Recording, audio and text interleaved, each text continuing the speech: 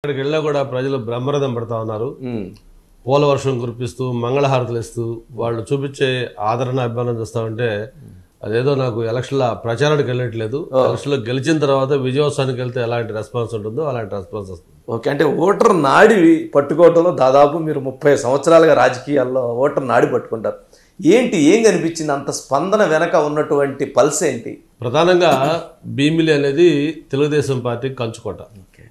From the Inception of the Telugu Desam party majority times Telugu Desam party గెలిచింది. ఓడిపోయిన 2-3 సార్లు కూడా ఫస్ట్ 2004లో తెలుగుదేశం పార్టీ ఓడిపోయింది అక్కడ 250 ఓట్స్ తోటి ఆ వేవ్లు. ఓకే, అలాగే 2009లో ప్రజారాజ్యం పార్టీలో అప్పుడు ఆ టైంలో కూడా ఓడిపోయింది. బికాస్ ఆఫ్ క్యాండిడేట్ని మార్చి కొత్తగా ఆంజనేయరాజుని ఒక వేరే వ్యక్తికి ఇవ్వటం.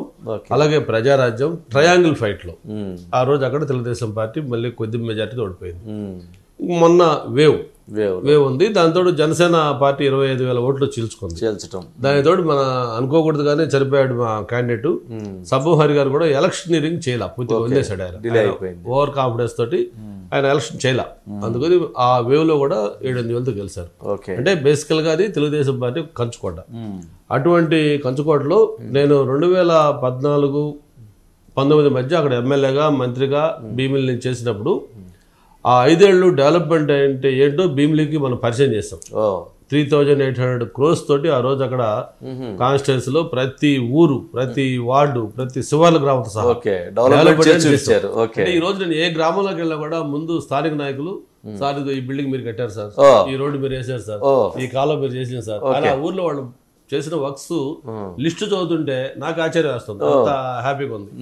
అంతేకాకుండా ఈ 5 ఏళ్లలో ఆ వైఎస్ఆర్ ప్రభుత్వం ఒక్కటంటే ఒక వర్క్ చేయలేదు. ఈ 5 సంవత్సరాలు ఒక్కటి కూడా ఒక్కటంటే ఒక తట్టెడు మట్టి తీసి ఆ పక్క వేయలేదు. వాళ్ళు ఊర్లో చెప్తుంది, రైతులు డైరెక్ట్ గా చెప్తా ఉన్నారు.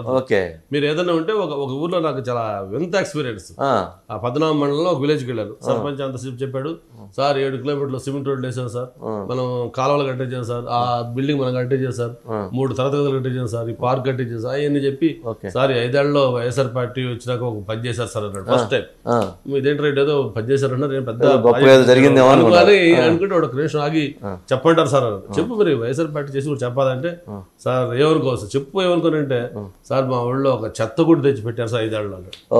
చెత్త డబ్బా 5 ఏళ్లలో వాళ్ళు చేసిన పని. అట్లాగా ఆ కంపారిజన్ వచ్చింది. 2014-19 మనం ఏం చేసాము, 19-24 వాళ్ళు ఏం చేశారు. ఫస్ట్ అది ఒకటి. ఈ రోజు తెలుగుదేశం పార్టీ మీద బ్రహ్మాండమైన పాజిటివ్ వేవ్ వచ్చింది. అలాగే అడిషనల్ గా జనసేన పార్టీ కలిసింది. మూడోది, నేను గతంలో ఎమ్మెల్యేగా మంత్రిగా ఆ కాన్స్టిట్యూన్సీలో చేసిన సర్వీసెస్ కానీ డెవలప్మెంట్ కానీ నా మీద వ్యక్తిగతంగా నేను రావాలి కావాలి అని బలంగా కోరుకున్నాను. వీటన్నిటికంటే ప్రధానంగా ఎవరైతే ఈరోజు వైఎస్ఆర్ పార్టీ అభ్యర్థిగా ఉన్నారో అతని మీద వ్యతిరేకత. అంతేకాకుండా ఆ పార్టీ మీద వ్యతిరేకత. మీ స్నేహితుడే కదా, సరే ఓకే, రాజకీయాల్లో కలిసి ట్రయల్ చేశారు కదా, ఎందుకని అభివృద్ధి చేయలేకపోయాడు అంటారు? మంత్రిగా కూడా చేశాడు కదా. అతను చేయడానికి అక్కడ పార్టీ ఎక్కడ ఈ భీమిలే కాదు, రాష్ట్రంలో ఏ కాన్స్టిట్యూన్సీలో డెవలప్మెంట్ అనేది లేదు కదా.